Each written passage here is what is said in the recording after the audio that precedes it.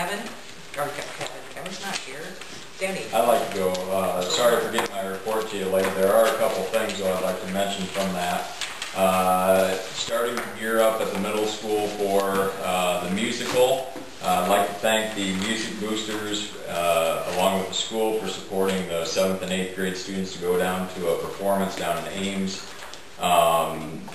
Kids got some tips, things to do for performing in the musical, which is basically the 7th and 8th grade choir kids. Hot Rod, it's basically a Grease version is what the musical is going to be this spring. I know a lot of kids are fired up about it. I know the supervisors are fired up about it, so it should be a good performance, but I'd like to publicly thank especially the music boosters for chipping in for them having that opportunity to go down and watch a performance down there. I'd like to thank the Ed Foundation. We had nearly $1,900 worth of wish list items granted to teachers here from the middle school. Update on Friday night school, we've been averaging about 30 kids per Friday night school. We've been through 3 of them. We're now to the point where we're starting to taper down, hopefully a little bit. We got 20 this week. Some of that is getting caught up with some work. Some of that is not wanting to go through the experience anymore of being here on Friday nights. And I can't say that the teachers aren't feeling a little bit that same way either, but it's been a good thing all in all. It's been hard getting used to, I think, a little bit, but we don't have, honestly, you guys, we don't have kids fail because they're not smart enough. We have kids fail because they don't get assignments fully done or they don't get assignments turned in. That's why kids fail. Speaking for the middle school specifically. So it's allowed some extra time, some extra monitoring for students to get assignments done and turned in. So it's been very helpful that way, and I'm hoping that those numbers will continue to dwindle as we go along. But I think kids are starting to get the idea of, we don't want you to fail, we expect you to not fail, and here's what we're trying to do about it. Parents have been very receptive to it. Very receptive. Very receptive. They don't want their kids to fail either. So. Martin? Yep. Any questions for Mr. Olhouse? I'd like to make a comment to Danny, and Kevin's not here. And Kevin, I've heard a lot of good things about the bullying education. A lot of the middle school and high school kids have talked to me about things that are going on, about how you're having meetings, and not really about the meetings, they don't know about that, but they do know that people are watching here and they're watching there. So I think what you guys are doing is working. Thank you.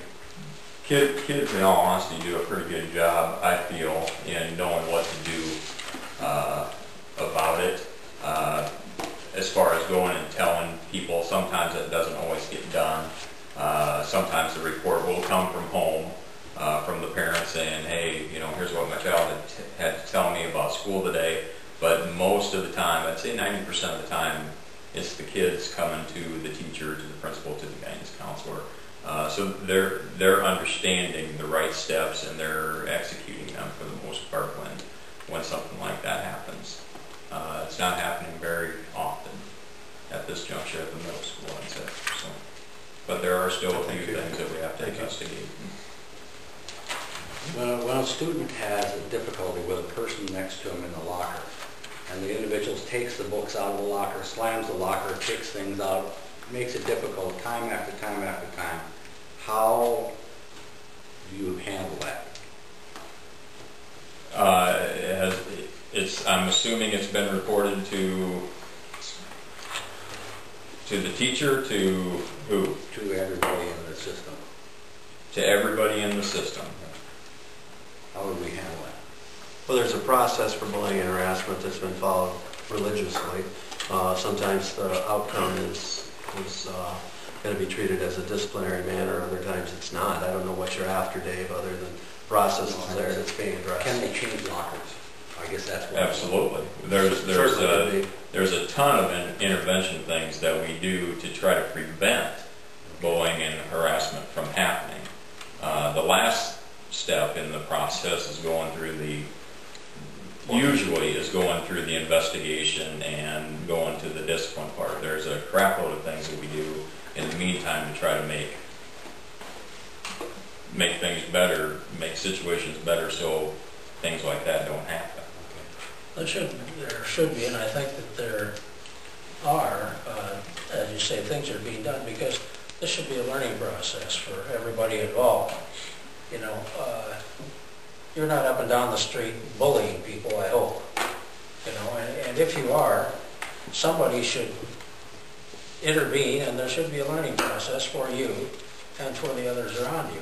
I mean, we have to get along day after day. We don't agree with everybody. You don't agree with your wife necessarily, but you don't start bullying her. See where it's set off. Most definitely on that one. Most definitely right to the end of that one. There has, Judge looks at you and tells you has to be, there should be education in everything that we do. We're not, I don't think that our first goal should be to punish a kid. It should be to educate. Sure. Maybe you could talk to Danny about your problem. Yeah, if there's something specific. Yeah, There's a specific matter. I think it should be taken to Mr. Hall. The first thing that we try to do is exactly what Chuck is saying, the education. We want kids to be able to, if nothing else, coexist. We want them to be able to work things out together if they possibly can, because guess what? That's life. Next thing is, in that line, is then we go to a preventative measure if we need to. We've changed lockers, we've changed schedules of kids so they don't see each other in the classroom. You know, we've changed the lockers so they're not seeing each other as much in the hallway. You know, we go through a lot of different steps before we have to get to the point of the discipline. Now, sometimes, obviously, we have to jump straight to discipline because the act of the kid, you know, requires discipline. But then doesn't mean on the backside that we're not having those conversations, those educational conversations of respect and what happens next, and sometimes it's parents getting together as well. I mean, we've done that before with students there. So